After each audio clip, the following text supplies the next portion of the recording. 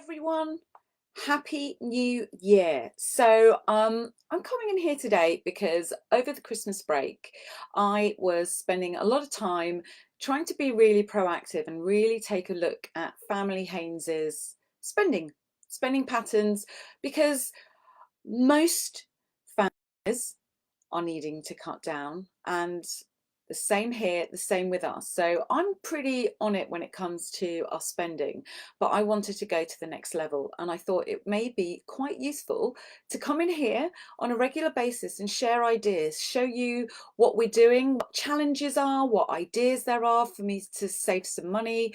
But I'd love to hear your thoughts as well. How are you saving money? How are you reducing your spending? How are you keeping things in control in a world of rising living costs? What I thought I would do just today is just lay down that challenge. Now that challenge is for me. Please don't feel that I'm setting everyone a challenge or anything, but I do think it's important that we're really on what we're spending. Is it everything that we're spending? Do we need it? Is it the cheapest? Is there a way of making sure that our spending is as efficient as possible? I thought I would start off today just talking to you about the non-negotiables as well. So before kind of looking at spending, I think it's really important to have a look at your priorities and to make sure that you have some non-negotiables. For me and Family Haynes, our non-negotiables are our protection policies. So that's life insurance, critical illness cover, income protection, family income benefit, all of the protections that we have in place. Now, that's not to say I don't regularly check that we can't get them cheaper, the same thing or something better cheaper, or can't look at it. But for me, I'm not going to be looking at those at all. That's really important. I want to make sure I keep our protection cover. That for me is the most important thing, because however much we may be struggling with expenditure, if something happens, goes wrong, one of us falls ill or worse, you don't want to be in a situation where you're worried about money.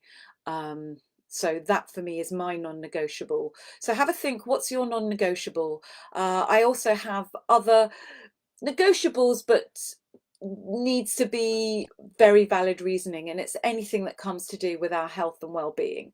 So I'm very much going to be looking at areas to cut spending that that I think really will have a positive impact on our budget, but also on our standard of living as well.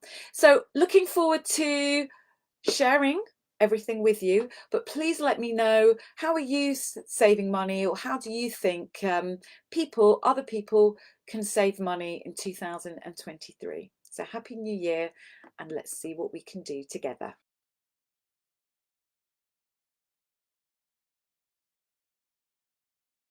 But you probably saw the most popular way that people are saving money or feel that you can save money is through meal planning. So I just wanted to highlight that for everybody. All these videos are going to be doing is highlighting ways of saving money and the potential impact it can have, and seeing if we can delve into different areas to kind of help us all with the cost of living crisis that we're going through at the moment. So thanks for all your engagement responses. Looking at meal planning, I would strongly recommend that everyone tries to do that. I know a number of fantastic nutritionists that regularly post or give talks or can help people with meal planning. Doesn't have to be spend a lot to save a lot in order to try and get your head around it. It's just about avoiding waste. It's just being more mindful and thoughtful before spending money. Something that I know has been a bit of a challenge over here in our household, but something that we have been working on and that seems to be working well. The less we're buying, the less we're spending, the less we're wasting, but we're still eating well and eating fresh food. I've also found that batch cooking and freezing, I do a lot of that. That's helped me really save money and be much more mindful on what I'm spending on. I also found, and I don't know what you all think, that when shopping, particularly if you're going around the supermarket or if you shop online, we do both. We're Ocado shoppers, but also we'll go around the supermarket. I've actually realised that trying to avoid or be very mindful about special offers, in particular multi-buys, because you can very quickly find that if you only need one item, but if you buy two, you get one free, well, that's a no-brainer, right? You've got one free, but if you're not going to have two or even three of those, then that can lead to wastage and of money and also of food items. So also I've found that cutting back on those extra treats, I'm not saying I don't buy myself or the family any treats, but was probably getting a little bit overexcited if any treats were on special offer, or just about, oh look, we deserve that, and actually it was adding up to quite a lot in my weekly shops. I'm also not buying anything until I've really almost run out, or even actually run out of it. I've got very little in this household that we couldn't survive without, that we can definitely make do for even a few days if one or two things have totally run out. And I think it's kind of healthy to have that completely running out of something and then buying a fresh supply of it. So it means that there's no like old best before dates or at the back of the shelves that never get to. Also, there's a lot of regular items, very used to buying set brands, set items each week or a couple every time I go to the shops. Just trying to be more mindful about checking that there's nothing new or different out there, or that or better, or that's better value. Also, because we're Ocado shoppers, we have a weekly smart regular shop that is pre-fed by Ocado for us. This has been our biggest money spender and waste of money. So be really mindful of regular shops that have automated and robo people putting things in your shopping basket. That also counts for things like Amazon Subscribe and Save and lots of subscriptions. I've found that by being really mindful, going through these has saved us a lot of money. We're a family of 5. We've got pets, we've got dog, we've got fish. By just doing those, we're saving over £150 per month, and just keeping doing that has been really helpful for our finances.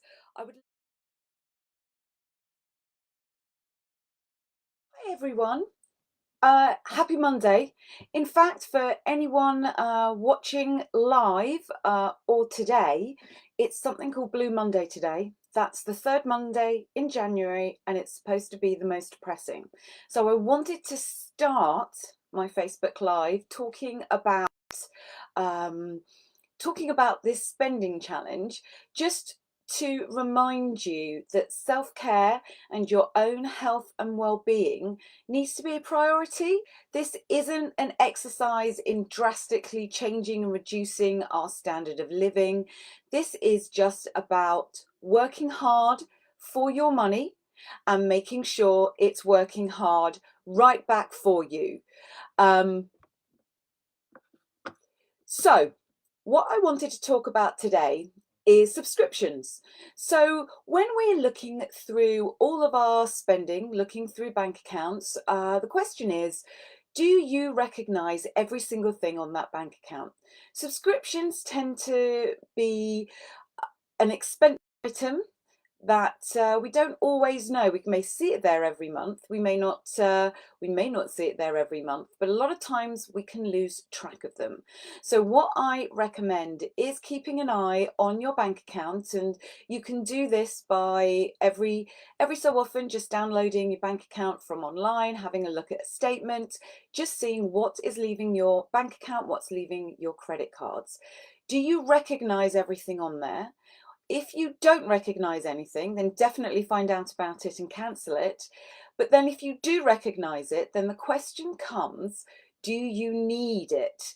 If you aren't sure, then I think it's worth thinking about what would happen if you cancel. What would you know, what are the repercussions of that? I actually have found out that when I've not been sure, just cancelling them, what then kind of happens afterwards is I then get lots of emails offering me significant discounts to come back.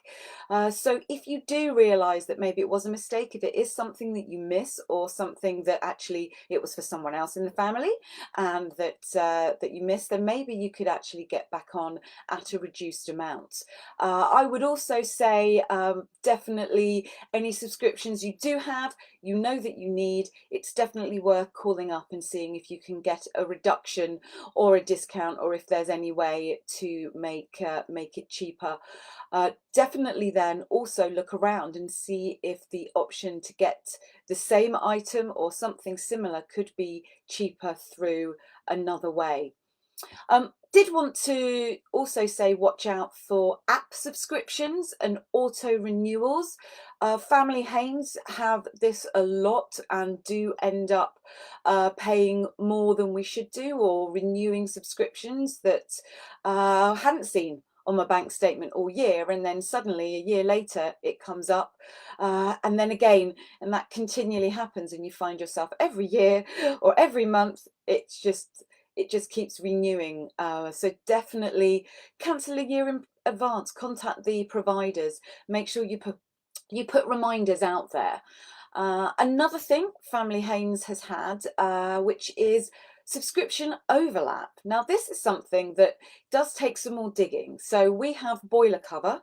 So if our boiler breaks down, we get a plumber comes out at quick notice. So that's really good. I think it's really valuable. Just also going back to, you know, have your priorities, have your non-negotiables when it comes to your expenditure. We also have plumbing and heating cover with another provider.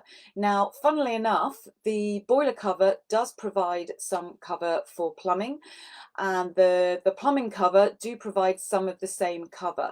So we just had a look, to have a look where the overlap is, have a look at where each of them don't cover, and then we've called them up and got a quote to see what one provider can get us the cheapest. So we've saved quite a bit of money just by doing that, again just by looking at subscriptions. And then something that one of the readers from last week's spending challenge pointed out is that you can sometimes get added benefits from your subscriptions. So the lovely lady who pointed this out, she said that if you have pet insurance, some pet insurance give you discounts on other provisions, for example, significant amount of dog food or anything. So have a look at what you can get discounts on through current subscriptions. If you don't need your subscription, you should cancel it. And if you don't need this brand of dog food, for example, if you don't need the benefits that are being provided, don't waste money or get into other subscriptions that way. But it's worth making sure that everything you're spending your money on, you know about, you need it, you're getting the best value for money, and you're making the most of it. So I would love to know your ideas. How are you reducing your spending this year? But Family Haynes, our challenge, we are reducing spending the money. It's a cold day here in January. Heating's not on, but I've got my blanket with me. But I'm not going to let the rest of the family freeze. I will put the heating on if it's needed. But at the moment, I'm just enjoying sitting here, snuggling into my blanket. But I'd love... Hello everybody, happy Tuesday. I wanted to come in here and chat some more about the spending challenge that I launched this year. First of all, nothing to do with the topic for today, but I'm feeling really good because yesterday spent some time with husband, as well as just spending time together, having some lunch together. We spent time in the afternoon. He wasn't very happy about it, but just going through some of our to-do. And one of those was calling up our plumbing cover and our boiler care cover providers to ask them exactly what was included within our cover, because between them we were spending quite a lot of money. And it turns out that one of the covers pretty much covered for everything. So Okay, it took us about 20 minutes in total, but we saved ourselves almost £36 a month just by taking that time to make sure that we've been spending, basically overlapping our spending on that cover. So it just shows you that a little bit of time can save money. So we're saving money here in the Haynes family, and I'd love to hear how you're saving money. Now, I wanted to have a little bit of a different topic today because it's on the topic of charities. I wanted to grab the bull by the horns because this is going to be quite polarized views on, how charitable giving, how it can save you money and what you need to do. So first off, I want to say that there are numerous tax advantages to supporting charities. So you can get income tax advantages, there's no inheritance tax. So it's really important, everyone's situation will be different, but if you do wish to give to charity, and if you do give to charity, maybe speak to a professional or look it up or speak to the charity themselves and see how you can gain from from these tax advantages, and also see if the charity can gain as well in addition to yourselves. Um, I think that charitable giving not just gives you these financial advantages, so you could be saving money on tax, hence reducing your spending, and of course, at least spending in an area that you want to, and that fills your cup up. Remember that charitable giving has significant, or can have significant well-being advantages. So I think it's really important when you're looking at budgeting, and if you're looking at cutting back on your spending, to think about what charitable giving does to you. And actually, I think that when giving to charity, it usually enables people to talk about money, to have those conversations that in most cases, the advantages can outweigh the disadvantages. But let's also look at the fact how you can give to charity if you're tight on your monthly expenditure, but how you can be supporting charities at a time when there's a cost of living. When there's a cost of living crisis, charities are hit from both sides. Charities will be hit from the fact that donations will naturally go down, but also that more people will need support, whether that's animal charities. More animals are being given up for adoption. They can't be looked after because people can't afford them, and less people are adopting animals, all the way to food banks, all the way to supporting people that literally can't afford their bills. So how can we support charities during a cost of living crisis? As I mentioned, there are tax advantages, in particular inheritance tax.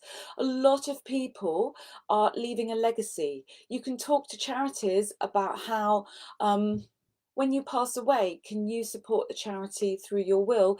And it can actually provide significant advantages to those that you'll also be leaving funds to from a tax advantage, from a tax point of view.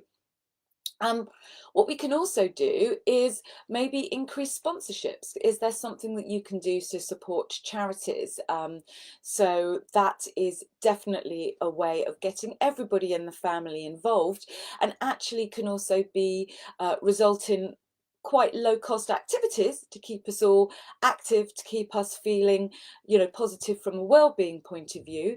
If you're doing walking challenges, if you're spending challenges, swimming challenges, any of that, that may also involve you being active and spending time with others.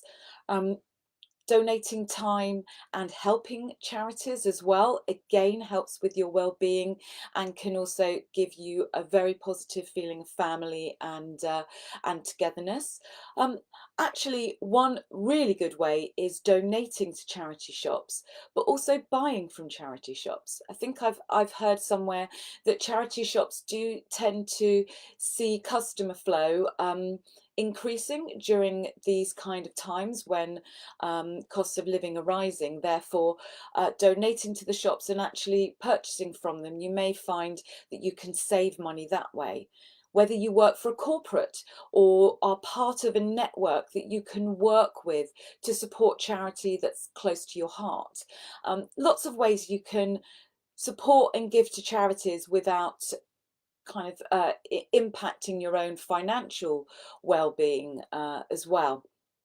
But in the end, I do want to point out how important it is to put yourself first.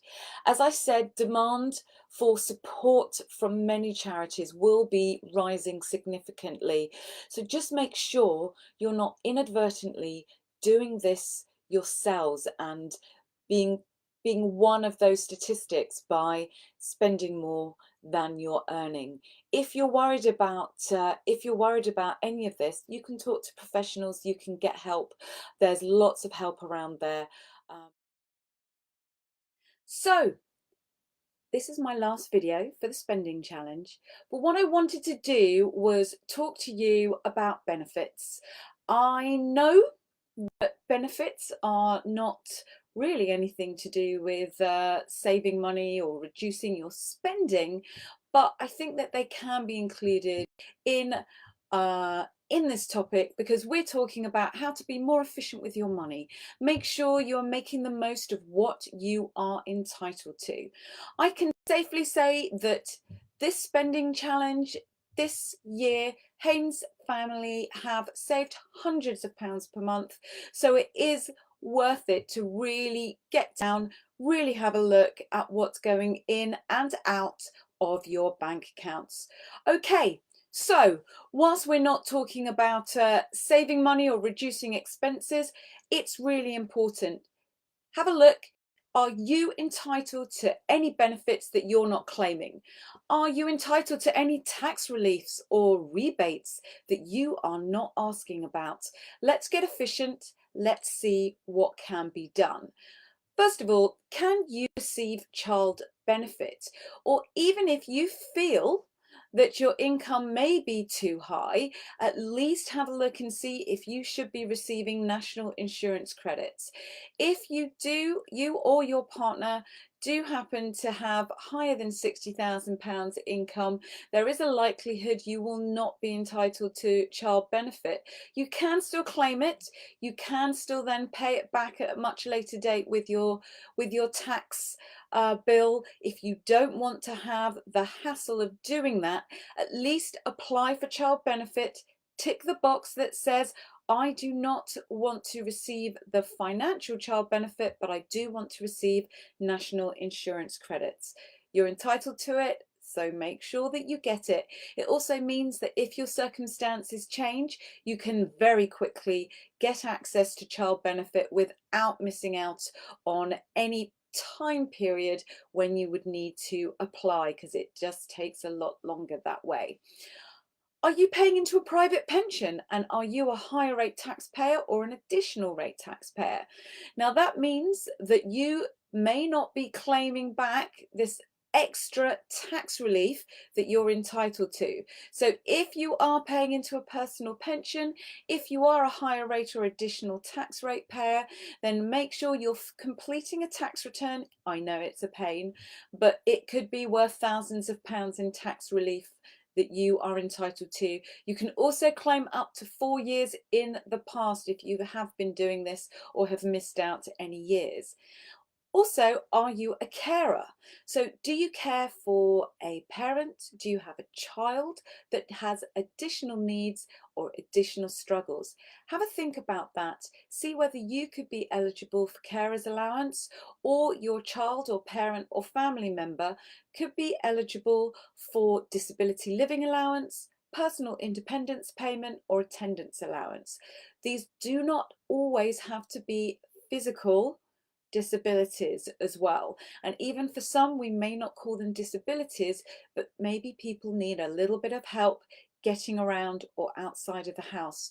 You or your child may be eligible to claim for this. So just to let you know that if you have a child, for example, with autism or ADHD, and if they have additional struggles, this is something that a lot of clients and even myself have realized, that you could be eligible to claim for benefits that may just help you, even if it's just to pay for additional support, additional therapies, or just additional family time with those that have those additional struggles. So please don't suffer in silence. You should check out and see if you're eligible for any benefits. I'm going to put a link in the comments, and I'm going to let you spend maybe 10 minutes filling out that form and seeing if it's something that maybe could come back and maybe could get you a little bit of extra help with the cost of living and with the way the world is right now.